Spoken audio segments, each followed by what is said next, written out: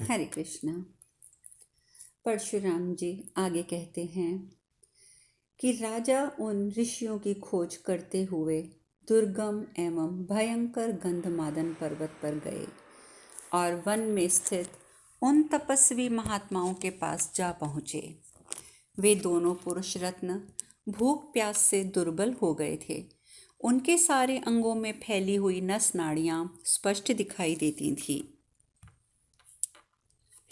वे सर्दी, गर्मी और हवा का कष्ट सहते सहते अत्यंत कृशकाय हो रहे थे।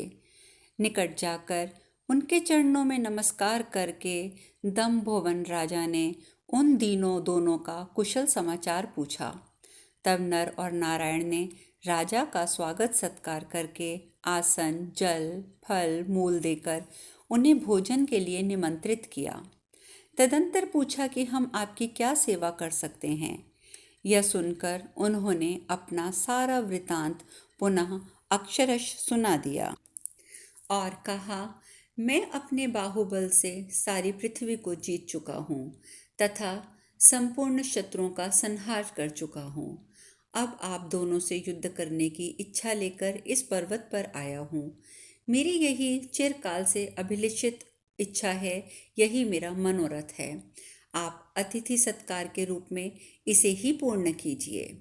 यह सुनकर नर नारायण बोले, नृपश्रेष्ठ, हमारा ये आश्रम क्रोध और लोभ से रहित है।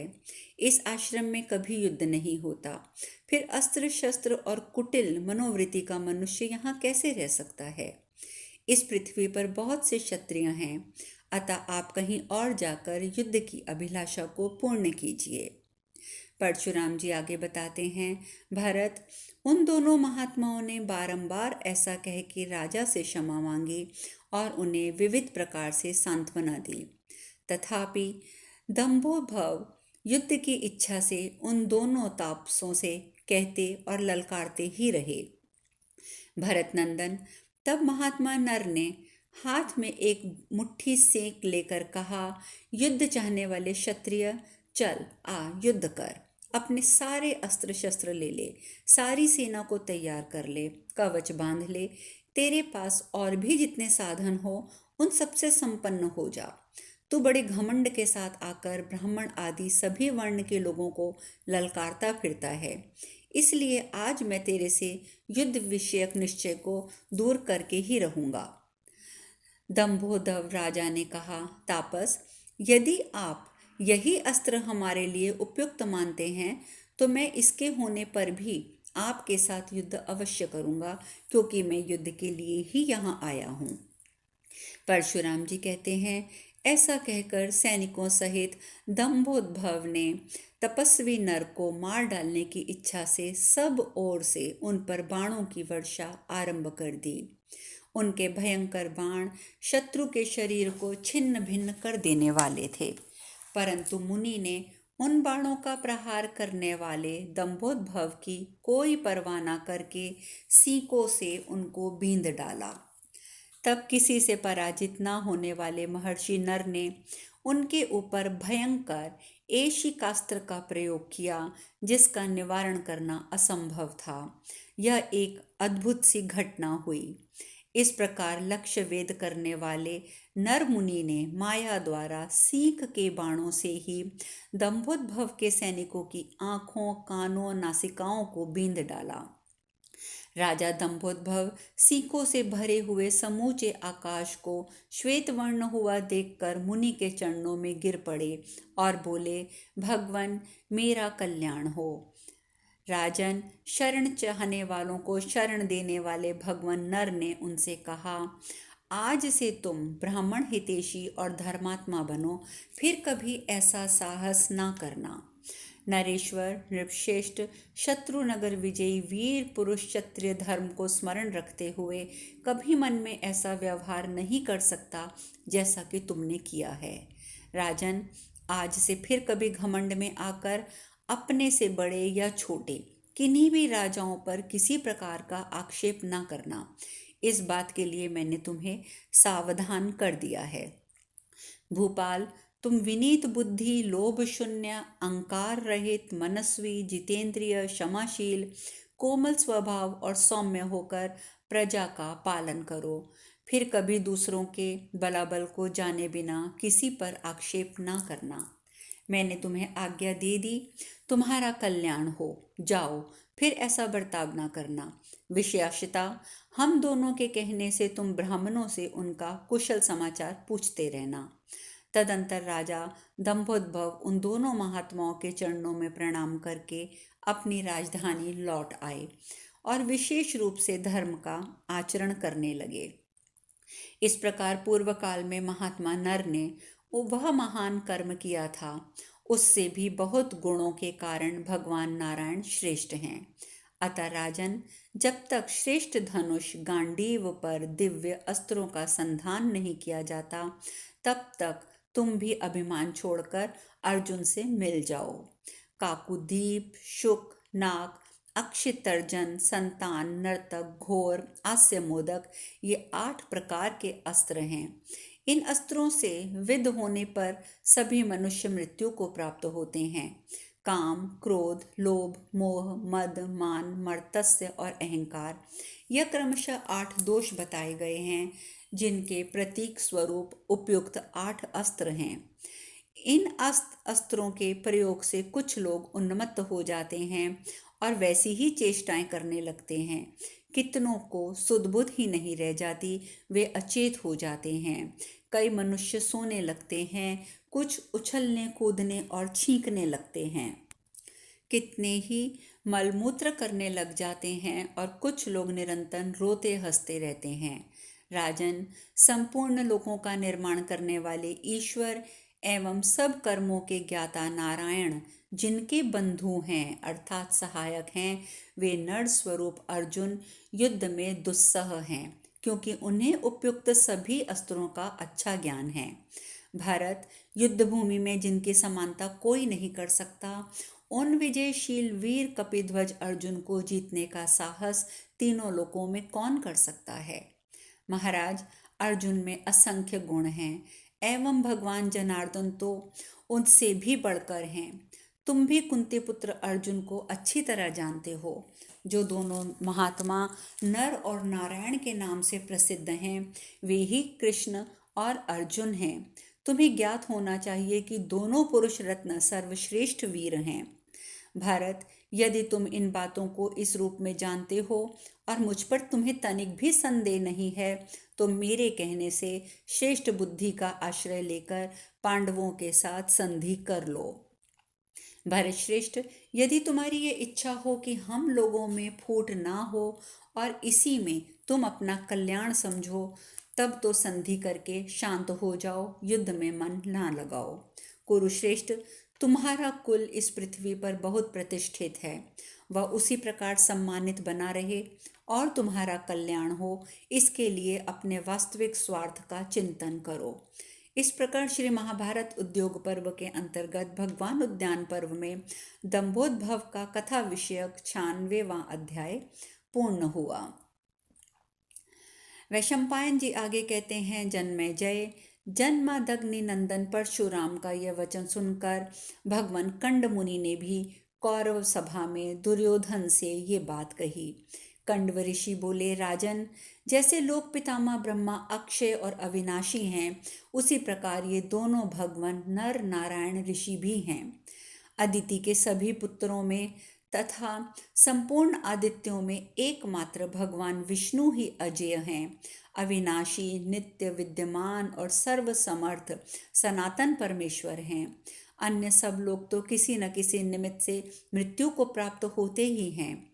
चंद्रमा, सूर्य, पृथ्वी, जल, वायु, अग्नि, आकाश, ग्रह तथा नक्षत्र, ये सभी नाशवान हैं। जगत का विनाश होने के पश्चात ये चंद्र, सूर्य आदि तीनों लोकों का सदा के लिए परित्याग करके नष्ट हो जाते हैं। फिर सृष्टि काल में इन सब की बारंबार सृष्टि होती है। इनके सिवा ये दूसरे जो मनुष्य, पशु, पक्षी और जीव लोक में विचरने वाले अन्य अन्य त्रिगर्त योनि के प्राणी हैं, वे अल्पकाल में ही काल के गाल में चले जाते हैं। राजा लोग भी प्रायः राजलक्ष्मी का उपभोग करके आयु की समाप्ति होने पर मृत्यु होने के पश्चात अपने पाप पुण्य का फल भोगने के लिए पुनः नूतन जन्म ग्रहण करते हैं। राजन, आपको धर्मपुत्र युधिष्ठिर के साथ संधि कर लेनी चाहिए। मैं चाहता हूँ कि पांडव और कौरव दोनों मिलकर इस पृथ्वी का पालन करें। पुरुष रत्न सुयोधन, तुम्हें ये नहीं मानना चाहिए कि मैं ही सबसे अधिक बलवान हूँ, क्योंकि संसार में बलवानों से भी बलवान पुरुष देखे जाते हैं। कुरुनंदन, बलवानों के बीच में सैनिक बल को बल नहीं समझा जाता है। समस्त पांडव देवताओं के समान पराक्रमी हैं, अतः वे ही तुम्हारी अपेक्षा अधिक बलवान हैं। इस प्रकार इस प्रसंग में कन्यादान करने के लिए वर ढूंढने वाले मातली के लिए इस प्राचीन इतिहास का उदाहरण दिया करते हैं। त्रिलोकीनाथ इंद्र के प्रिय सारथी का नाम मातली है। उनके कुल में उन्होंने एक कन्या थी जो अपने रूप के कारण संपूर्ण लोकों में विख्यात थी। वह देव रूपिणी कन्या गुणकेशी के नाम से प्रसिद्ध थी। गुणकेशी अपनी शोभा और सुंदर शरीर की दृष्टि से उस समय की संपूर्ण स्त्रियों में श्रेष्ठ थी। राजन, उसके विवाह का समय आया जानकर मातली ने एकाग्रचित्त होकर उस विषय में चिंतन करते हुए अपनी पत्नी के साथ विचार विमर्श किया। जिनका शील स्वभाव श्रेष्ठ है, जो ऊंचे कुल में उत्पन्न हुए यशस्वी तथा कोमल अंतःकरण वाले हैं, ऐसे लोगों के कुल में कन्या का उत्पन्न होना दुख की बात है। कन्या मातृकुल को, पितृकुल को और जहाँ वह ब्याही जाती है उस कुल को सत्पुरुषों ने इन तीनों कुलों को संशय में डाल देती है। मैंने मानव दृष्टि के अनुसार देवलोक और मनुष्यलोक में दोनों में अच्छी तरह घूम फिर कर कन्या के लिए वर का अन्वेषण किया है, परंतु वहाँ कोई भी वर मुझे पसंद नहीं आ रहा है। कंडव मुनि आगे कहते हैं, मातली ने वर के लिए बहुत से देवताओं, दैत्यों, गंधर्वों, मनुष्यों तथा ऋषियों को भी देखा, परंतु उन्हें कोई भी पसंद नहीं आया। तब उन्होंने रात में अपनी पत्नी सुधर्मा के साथ सलाह करके नागलोक में जाने का विचार किया। वे अपनी पत्नी से बोले, देवी, देवताओं और मनुष्यों में तो गुणकेशी के योग्य कोई रूपवान वर दिखाई नहीं देता। नागलोक में कोई ना कोई उसके लायक वर अवश्य होगा। सुधर्मा से ऐसी सलाह करके मातली ने इष्ट देव की परिक्रमा की और कन्या का मस्तक सूंदकर रसातल में प्रवेश किया।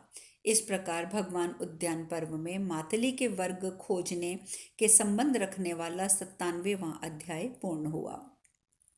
कंडव मुनि आगे कहते हैं, राजन, उसी समय महर्षि नारद वरुण देवता से मिलने के लिए उधर जा रहे थे। नागलोक के मार्ग में जाते हुए मातली की नारद जी से अकस्मात भेंट हो गई। नारद जी ने उनसे पूछा, देवसारथे, तुम कहाँ जाने को उद्यत हो? तुम्हारी यह यात्रा किसी निजी कार्य से अथवा देवेंद्र के आदेश से हुई है? मार्ग में जाते हुए नारद जी के इस प्रकार पूछने पर मातली ने उनसे अपना सारा कार्य यथारूप में बताया। तब उन मुनि ने मातली से कहा, हम दोनों साथ साथ चलें। मैं भी जल के स्वामी वरुण देव का दर्शन करने की इच्छा से देवलोक से आ रहा हूँ। मैं तुम्हें पृथ्वी के नीचे के लोकों को दिखाते हुए वहाँ की सब वस्तुओं का परिचय दूंगा। मातले, वहाँ हम दोनों किसी योग्य वर को देखकर पसंद करेंगे। तदंतर मातली और नारद मुनि दोनों महात्मा पृथ्वी के भीतर प्रवेश करके जल के स्वामी लोकपाल वरुण के समीप गए। नारद जी को वहां देवर्षियों के योग्य और मातली को देवराज इंद्र के समान आदर सत्कार प्राप्त हुआ। तत्पश्चात उन दोनों ने प्रसन्नचित होकर वरुण देवता से अपना कार्य निवेदन किया और उनकी आज्ञा लेकर वे नागलोक में विचरने लगे। नारद जी पाताल लोक में निवास करने वाले सभी प्राणियों को जानते थे, अतः उन्होंने इंद्र सारथी मातली को वहाँ की सब वस्तुओं के विषय में विस्तार पूर्वक बताना आरंभ किया। नारद जी ने कहा, सूत, तुमने पुत्रों और पौत्रों से घिरे हुए वरुण देवता का दर्शन किया है। देखो, ये जलेश्वर वरुण का समृद्धशाली निवास स्थान है। इसका नाम सर्वोत्भद्र है। ये गोपति वरुण के परम बुद्धिमान पुत्र हैं जो अपने उत्तम स्वभाव और सदाचार और पवित्रता के कारण अपना विशिष्ट स्थान रखते हैं। वरुण देव के इन प्रिय पुत्र का नाम पुष्कर है। इनके नेत्र विकसित कमल के समान सुशोभित हैं। ये रूपवान और दर्शनीय हैं, इसीलिए सोम की पुत्री ने इनका पति रूप में वरण किया है। सोम की जो दूसरी पुत्री है वे ज्योत्सना काली के नाम से प्रसिद्ध है और रूप में साक्षात श्री लक्ष्मी के समान जान पड़ती है। उन्होंने अदिति देवी के ज्येष्ठ पुत्र सूर्यदेव को अपना श्रेष्ठ पति बनाया एवं माना है। महेंद्र मित्र, देखो ये वरुण देवता का भवन है जो सब ओर से सुवर्ण का बना हुआ है। यहाँ पहुंचकर ही देवगण वास्तव में देवत्व लाभ करते हैं। मातले, जिनके राज्य छीन लिए गए हैं उन दैत्यों के ये दिव्यमान संपूर्ण आयुध दिखाई देते हैं। देवसारथे, ये सारे अस्त्र शस्त्र अक्षय हैं और प्रहार करने पर शत्रु को आहत करके पुनः अपने स्वामी के हाथ में लौट आते हैं। पहले दैत्य लोग अपनी शक्ति के अनुसार इनका प्रयोग करते थे, परंतु अब देवताओं ने इन्हें जीत कर अपने अधिकार में कर लिया है। मातले, इन स्थानों में राक्षस और दैत्य जाति के लोग रहते हैं और यहाँ दैत्य के बनाए हुए बहुत से दिव्यास्त्र भी हैं। ये महातेजस्वी अग्निदेव वरुण देवता के सरोवर में प्रकाशित होते हैं। इन धूम रहित अग्निदेव ने भगवान विष्णु के सुदर्शन चक्र को भी अवरुद्ध कर दिया था। वज्र की गांठ को गांडी कहा गया है। यह धनुष उसी का बना हुआ है, इसीलिए गांडीव कहलाता है। जगत का संहार करने के लिए इसका निर्माण हुआ है। देवता लोग सदा इसकी रक्षा करते हैं। ये धनुष आवश्यकता पड़ने पर लाख गुनी शक्ति से संपन्न हो वैसे वैसे ही बल को भी धारण करता है और सदा अविचल बना रहता है। ब्रह्मवादी ब्रह्मा जी ने पहले इस प्रचंड धनुष का निर्माण किया था। यह राक्षस सदृश राजाओं में अदम्य नरेशों का भी दमन कर डालता है। अब शेष कथा कल। हरे कृष्णा।